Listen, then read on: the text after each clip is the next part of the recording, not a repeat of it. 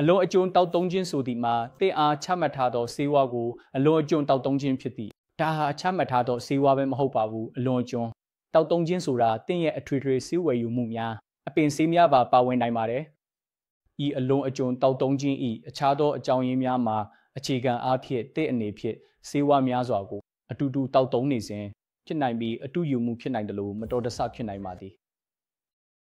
အတူယူမှုဆိုသည်မှာတင့်တွင်ဆေးဝါးများစွာရှိပြီးတောက်သုံးရန်မေးနေသောအခါဖြစ်သည်ဘယ်ဆေးကိုတောက်ရမလဲဆိုတာမေးနေပြီးအထူးသဖြင့်အဲ့ဒီဆေးကို2ဆသို့မဟုတ်3ဆတောက်သုံးနိုင်ပါတယ်အတူယူမှုဆိုသည်မှာတင့်တွင်ရုပ်ပိုင်းဆိုင်ရာသို့မဟုတ်စိတ်ပိုင်းဆိုင်ရာဖိအားများရှိနေသောအခါဖြစ်သည်ဤအလွန်အကျွံတောက်သုံးခြင်းဤအမျိုးမျိုးသောလက္ခဏာများနှင့်ယောဂလက္ခဏာများပေါ်လာနိုင်သည်အန်ဂျင်ခြင်းဖြစ်နိုင်သည်အန်ဂျင်ဖြစ်နိုင်သည်ဝမ်းလျှောခြင်းဖြစ်နိုင်သည်နှလုံးခုန်မမှန်ခြင်းဖြစ်နိုင်သည်အသက်ရှူရခက်ခဲခြင်းဖြစ်နိုင်သည်တခါတရံတင်မှရှိနိုင်ပါတယ်ချက်ချင်းအလွန်အကျွံတောက်သုံးနေသူကိုတွေ့ရင်မကြောက်ပါနဲ့ပထမဆုံးတင့်ကိုအလွန်တည်ငြိမ်ရမည်ဖြစ်ပြီး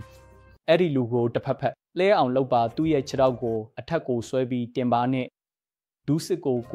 10 ဒီဂရီထောင်ဖြစ်အောင်လုပ်ပါသူ့ရဲ့ဦးကောင်းနဲ့မေးစေးကိုအထက်ကိုဆွဲပါဒါကြောင့်သူ့ရဲ့အသက်ရှူလမ်းကြောင်းကိုမပိတ်ဆို့ပါစေနဲ့သူ့ရဲ့အသက်ရှူလမ်းကြောင်းကိုတန့်ရှင်းအောင်ထားပါသူ့ရဲ့အသက်ရှူခြင်းကိုစောင့်ကြည့်ပါသူ့ရဲ့နှလုံးခုန်နှုန်းကိုစောင့်ကြည့်ပါနေ့တင်အရေးပေါ်ဌာနသို့သွားသောအခါတမိုင်းနှင့်ဒုပိုင်းဆိုင်ရာစစ်ဆေးမှုများကိုပြုလုပ်မည်ဖြစ်ပြီးအမျိုးမျိုးသောဓာတ်ခွဲစမ်းသပ်မှုများကိုပြုလုပ်မည်ဖြစ်သည်ပြုလုပ်သည်ဤအလွန်အကျွံတောက်သုံးမှုကိုတာကွယ်နိုင်ရန်အလွန်ရိုးရှင်းပြီးအလွန်အရေးကြီးသည်မှာမိသည့်ဆေးဝါးကိုမဆိုတောက်သုံးမိအမြဲတမ်းအထူးသဖြင့်အဲ့ဒီဆေးဝါးဤတစ်စိတ်ကိုဖတ်ပါမိသည့်အချိန်တွင်မဆိုအလွန်အကျွံတောက်သုံးခဲ့ပါကအလားတူအတန်တူဆေးဝါးများကြောင့်ဖြစ်နိုင်သည်ဟုတင့်ဆရာဝန်ကိုပြောပါတစိတ်ကိုကြည့်ရင်ဆရာဝန်ကတင့်အတွက်အခြားရွေးချယ်စရာကိုရေးပြောပေးနိုင်သည်တင့်အားလုံးကိုတိတ်ဆိထားကြောင်းသိချပါစေဆေးဝါးကိုကလေးများမှဝေးရာတွင်တောက်ခတ်ထားသောနေရာတွင်တင်စီပါဤအလွန်အကျွံတောက်သုံးမှုမှာရလာသောရလဒ်သည်တင်ယူတောက်ခဲ့သောဆေးဝါးပမာဏတင်ယူတောက်ခဲ့သောဆေးဝါးမျိုးစားတင်မျိုးမျိုးသောအင်္ဂါများ၏အခြေအနေပေါ်မူတည်ပါသည်ကျေးဇူးတင်ပါသည်